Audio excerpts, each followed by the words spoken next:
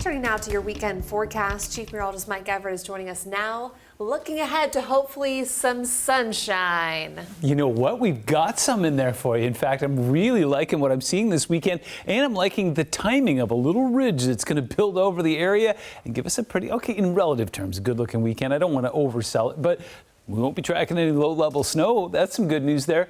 We'll start off with a live look from Bellingham right now where things are looking nice. We've got a cloud deck sitting in the mid-levels of the atmosphere and a little bit of a breeze coming up from the south right now. In fact, as we take a look at wind, yep, that story checks out. Coming in from the south there about 5 to 10 miles an hour. A little breezier, as you may imagine, farther south there. Looks like we've got some consistent wind coming in about 13, 15 miles an hour as we had a system that moved through earlier today.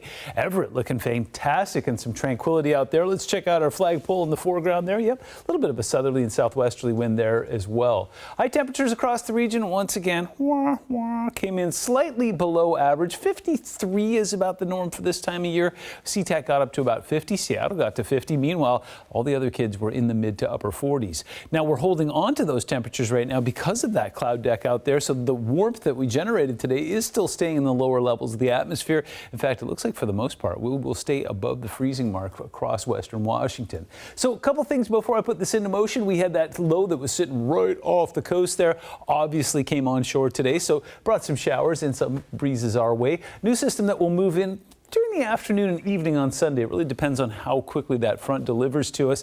And then if you didn't hear nightly news earlier, we were tracking some heavy rain making its way into California. They catch a little bit of a break before they tap into it yet once again. The problem with that is that it's coming from the south. You see that, right? That's the classic Pineapple Express. And so it's putting really warm rain down on top of all of that snow we've been reporting for the last 2 or 3 weeks there.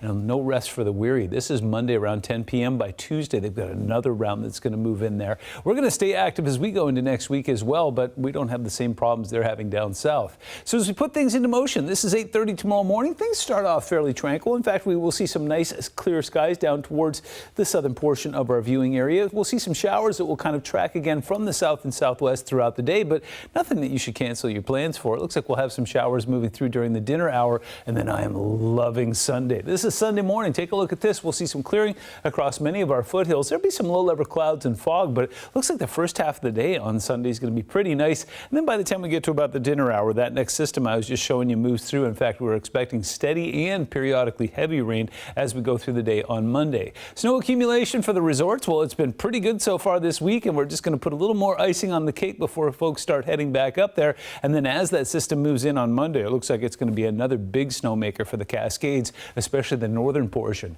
7-day forecast shows us hitting 50 once again. In fact, as these days are getting longer, more 50s on the horizon, including some mid-50s and some sun next Thursday.